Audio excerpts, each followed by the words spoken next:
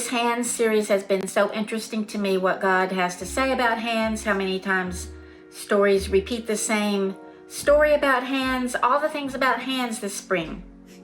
This one today is about laying our hands on other people. And I didn't really want to look at this subject, but here we go.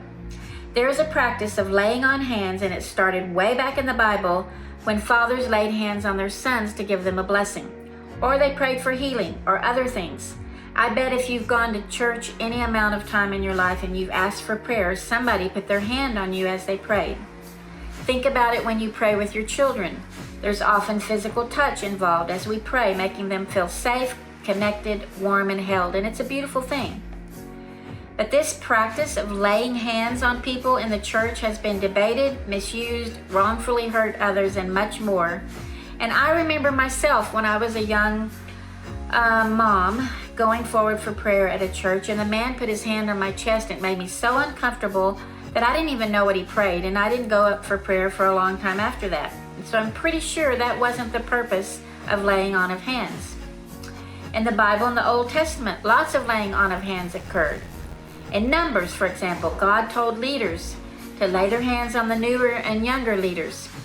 Like I said earlier, fathers offered blessings to their children by laying their hands on them.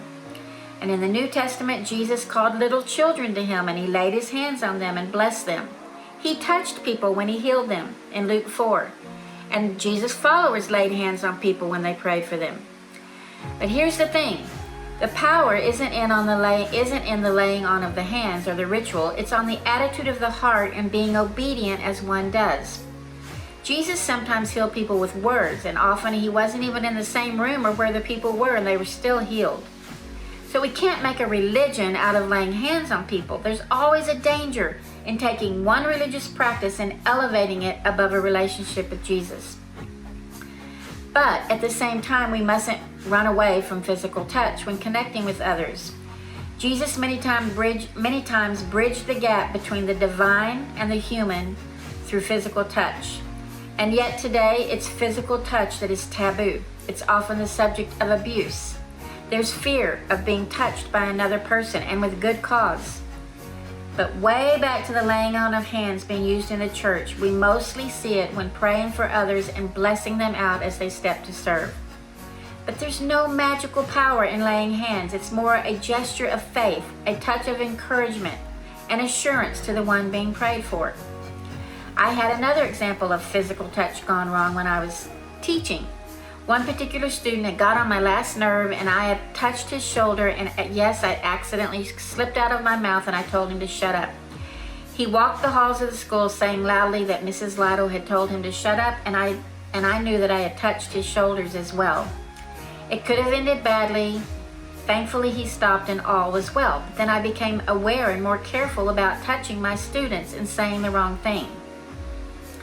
In Hebrews, we are encouraged to lay hands on each other, but we're to do it with knowledge and wisdom. It's a connection of faith, empathy, compassion, and encouragement. That's the purpose.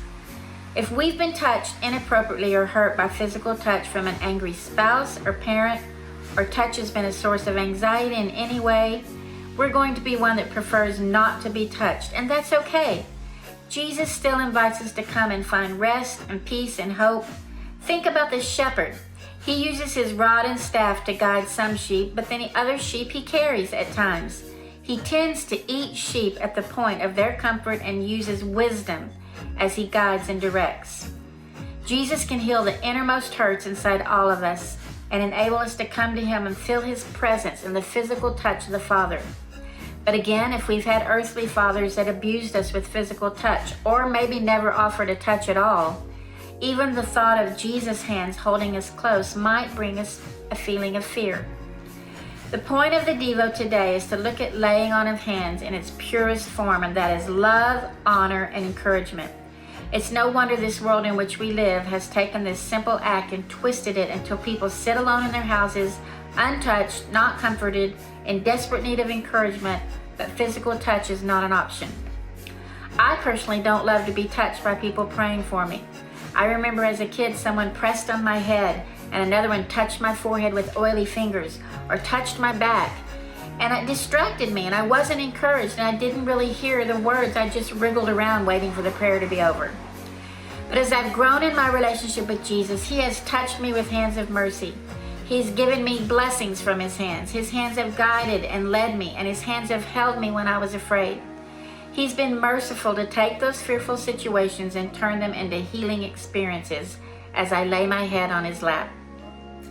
Laying on of hands is not something to fear, nor to embrace, to elevate, but to be aware of, to pray for one another, or if somebody's praying for us. Most touches are genuine, and we can always check that our own touch is gentle and kind when we offer prayer. But most of all, we can know that Jesus' hands are never raised in anger, never closed in a fist, ready to strike, never used for anything except to impart peace, joy, and love as He touches us with kindness. And our hands are to do the same with wisdom and with grace.